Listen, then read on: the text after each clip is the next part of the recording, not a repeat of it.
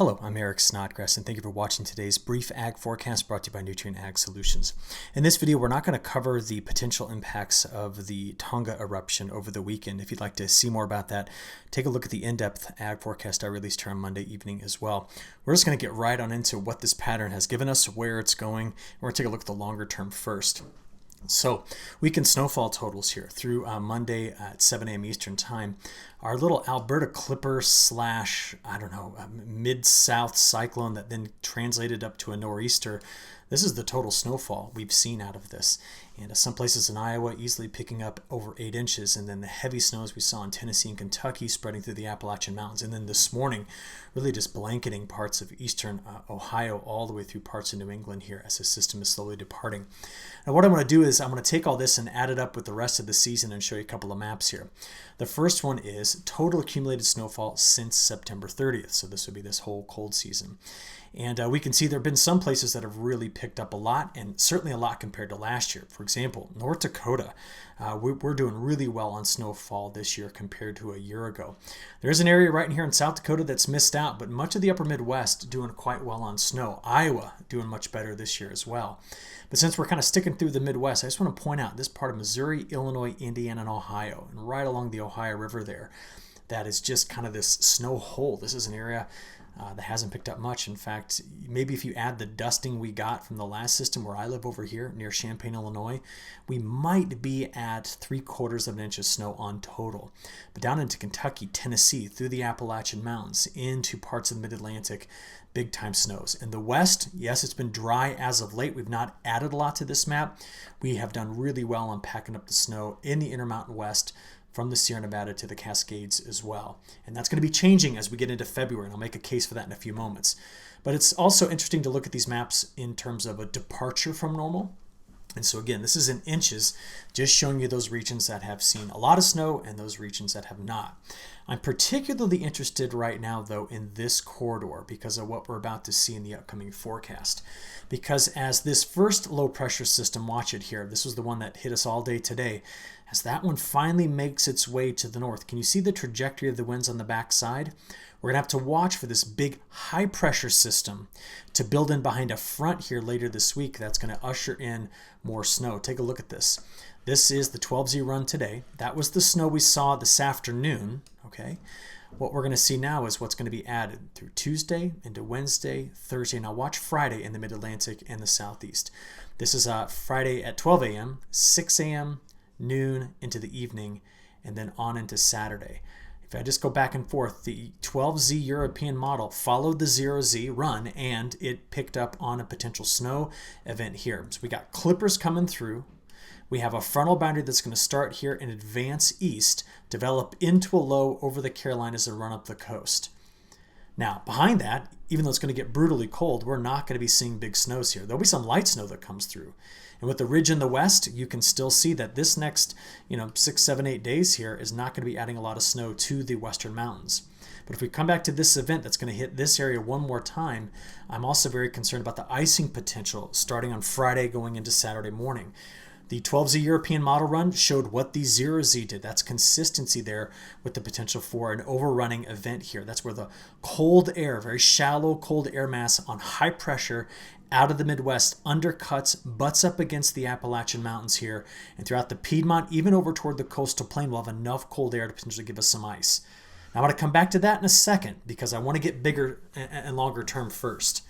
You see the trough of low pressure and cold air that's here for much of the next 10 days? You see the main position of that is still kind of anchored here. So the trough axis, we could kind of say, maybe it sits a bit more like that. Now the point me telling you this is that systems will try to stay pretty far to the south in that cold air. In the west with general ridging in place, well, you got two things: warmer conditions, drier conditions, and a lot of upper level convergence here. As we play this forward to day 11, 12, 13, let's get on out there to day 14. See that change there into 15? We see the ridge retrograding west. It's now here almost to the Aleutian Islands. General troughing across the west. That's more cold air, That's better chances for mountain snows. And then systems will ride this trough and come straight through the Midwest, the Ohio River Valley, the Tennessee Valley, meaning we're going to go over to a very active time period in the month of February. The problem with this flow is still no subtropical component to the jet stream streaming in here into California to increase that precipitation. I think that's largely because the MJO, which has kind of crashed back into null space here, is expected to kind of revisit phases 6 and probably go back into phase 7. Beyond the next 15 days, though, the models have not really honed in on where that MJO is going to go. But we do know this. I've shown you this quite a bit. MJO phase 7 in January pushes the ridge farther out over into the Gulf of Alaska. That means that this trough you see here can back up with it. And if it becomes more established over the central and western United States, that's going to lead to a very active storm track that comes through the Tennessee and Ohio Valley and quite a few clippers, because they got to make that turn to get over this ridge that could develop here in the North Atlantic. Now we say all of that and we start to put this all together. We got to remember that that is a normal favored pattern when we have an east-focused La Nina. And the cold water you see here, that could help push that ridge farther to the west. In other words, the cold water helps dig those troughs in sooner, and we need to see if that's going to occur. Because right now the Long Range Year, which was just released this afternoon, says February, above average snows in the Intermountain West. Driest conditions are offshore, where that ridge will sit somewhere in here, but the flow likely doing something a bit more like this. Now, again, without the subtropical component of the jet stream, California, the drier streak we've been on will likely continue unless we can get that trough to dip down far enough to the south, which is a possibility. Okay? But if you look, active clipper track into the northeast, active mid-south track into New England as well and into the mid-Atlantic. And that's where we see the models favoring the above average precipitation. Drought will likely continue and expand in the southern plains, but we'll see continued improvement over here in the mid-Atlantic to the Carolinas. And the snow here, we'll start to see that really working away on the drought picture come spring. On the temperature side of this, you can see that 30-day outlook. This gets most of the way through February here, all the way through February, and still a little bit at the end of January.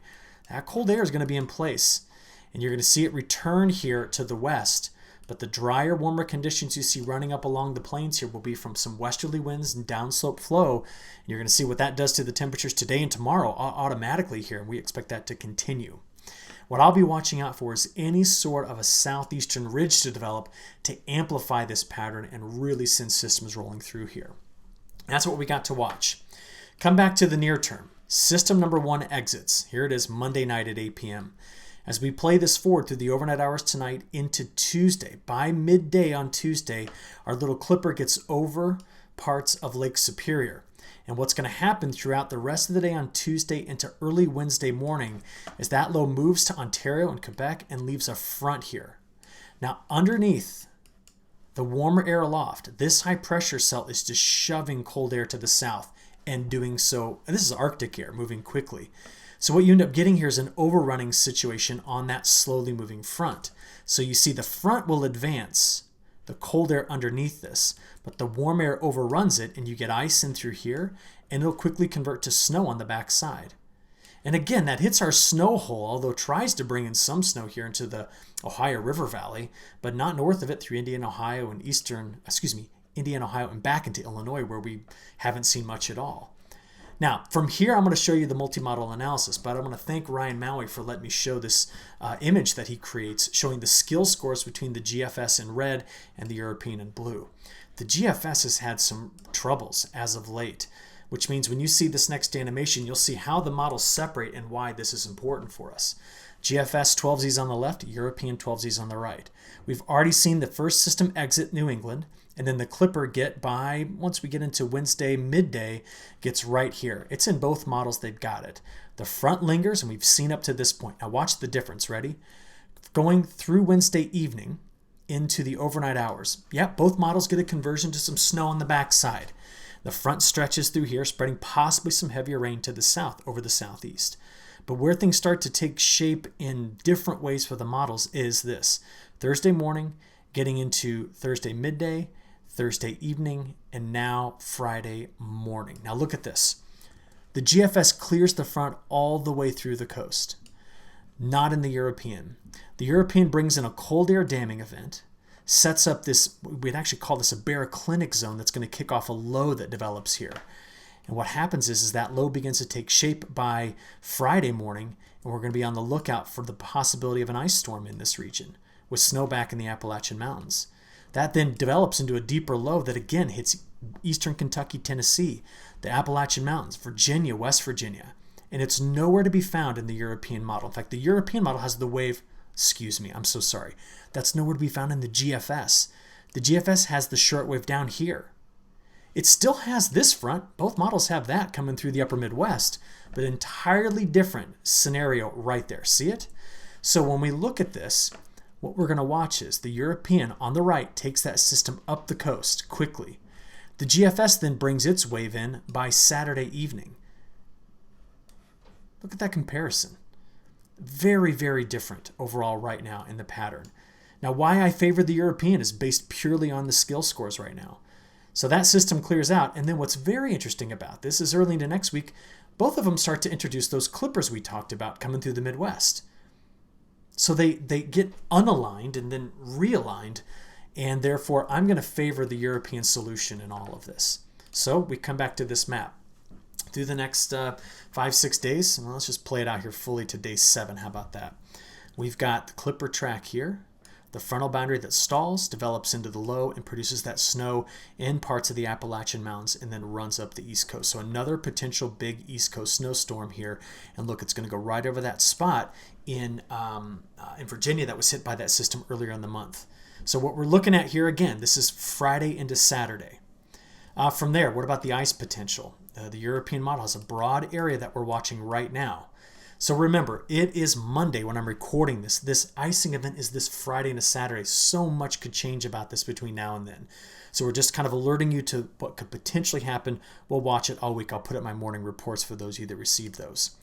Total precipitation. This is what the 12Z European says.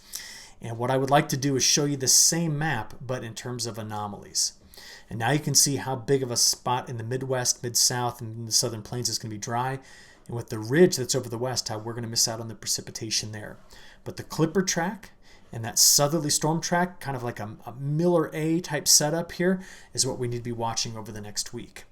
Now, as we talked about earlier, by the time we get fully through week 2, this trough may retrograde to get here. But that's not going to be till the start of February, which means much of week 2 is going to have a pattern that looks a bit more like this. And that's why the week 2 forecast is dry west, drier than average here in parts of the Midwest over the Ohio Valley, with systems possibly curling out of the south. But this will change quickly by the end of January. So that week 2 forecast starts off drier with a lot of high pressure and a lot of very cold temperatures, but it will be going over toward very active to start February. Better snow here and very active track in there to begin February. That's my forecast for that region. All right, temperatures as we wrap this up. So far, month-to-date temperatures, when you rank them by climate district here, according to the last 130 years, what a pattern difference between January and where December left us. And if we watch where these temperatures are going, let's check in with the National Digital Forecast Database. Monday was mild in the plains, while it was cold along the East Coast. Look at Tuesday. That's Tuesday's temperatures and their departure from average. But the cold air, you can see it. Ready? By the time we get into Wednesday, all that Arctic air has replaced the very warm conditions here. And that Arctic air is going to keep pushing east by Thursday and into Friday. Now there's the cold air that sets up on the Piedmont and on the coastal plain that's going to give us the threat for ice, because there's going to be a lot warmer air over the top of this. And this cold air that's occupying the eastern part of the United States through the weekend tends to stay there. Day 5 through 10, see the effect of the ridge in the west up into Alaska and the much colder air that's anchored on the trough between the Hudson Bay, Great Lakes, and New England. And even out there day 10 through 15, we see that as well. I expect this to moderate into the month of February, but that all relies on the ridge backing to the west over the Aleutian Islands. What's not teaming up with this is polar vortex. Strong, steady, over the Arctic and North Atlantic, and right now, no forecast of a major polar vortex disruption anytime soon.